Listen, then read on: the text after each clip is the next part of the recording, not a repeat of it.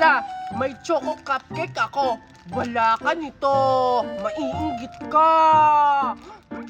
Subukan ko nga buksan. Kakainin ko na yung cupcake ko, Alexa. Maglalaway ka. Tingnan mo. Ang sarap-sarap. Ang sarap ng choco cupcake ko, Alexa. Sarap naman yan, Betty. Pahingi ako. Ayoko. Lagi mo nga ako pinapainggit ng pagkain mo. Ngayon, nanghihingi ka sa akin. Maglalaway ka ngayon. Ano ka ngayon? Wala kang pagkain? Nanghihingi ka na lang sa akin? Kawawa ka naman. Magpapabili ka kaya sa mama mo. Ang damot-damot mo talaga, Betty. Ang tamis. Hala, sino yun? Ha? Anong sino yun? Sarap-sarap talaga nito.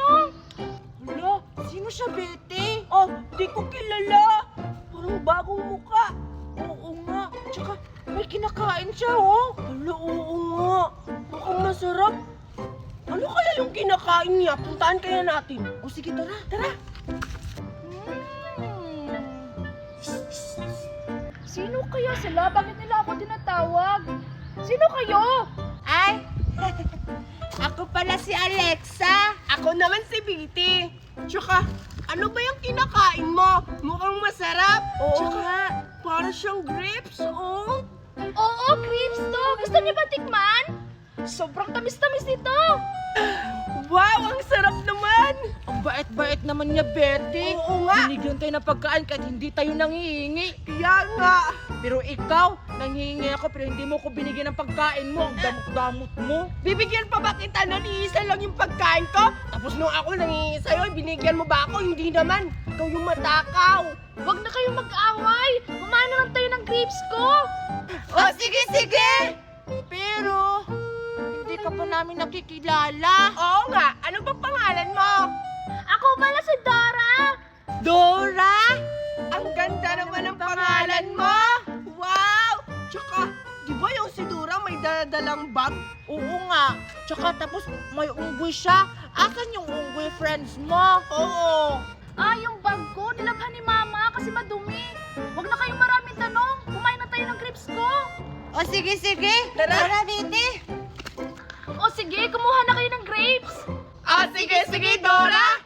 Kukuha na kami. Titikman na namin yung grapes mo. Oo nga.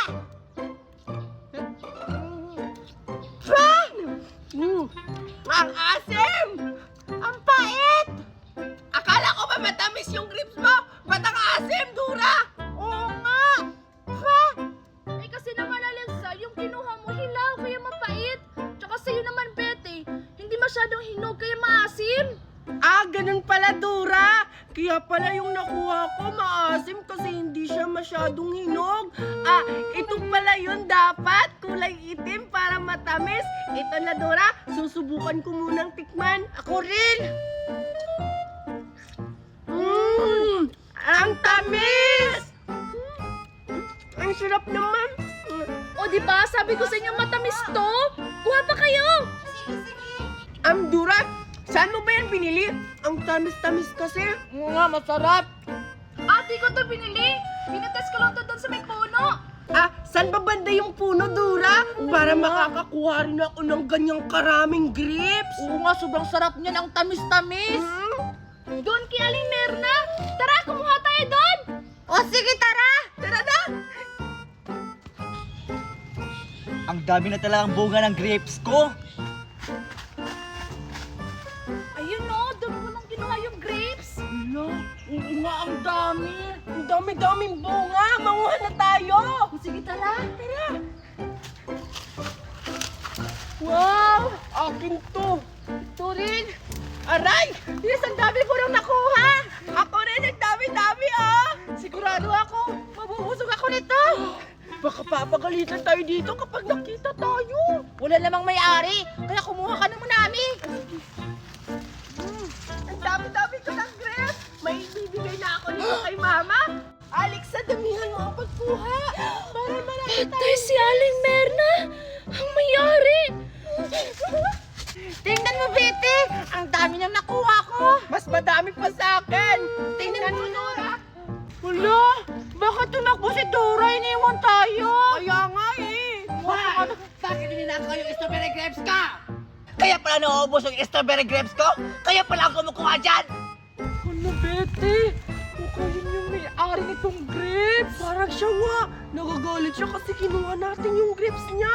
Hala, ano ba yan si Dora? Hindi siya nagsabi na may-ari pala nito ng grapes. Oo nga. Anong gagawin natin, Betty? Hindi tumakbo! Takbo! Hoy! Bumalik kayo dito! Kala nyo matatakasan nyo ako? Umanya kayo sa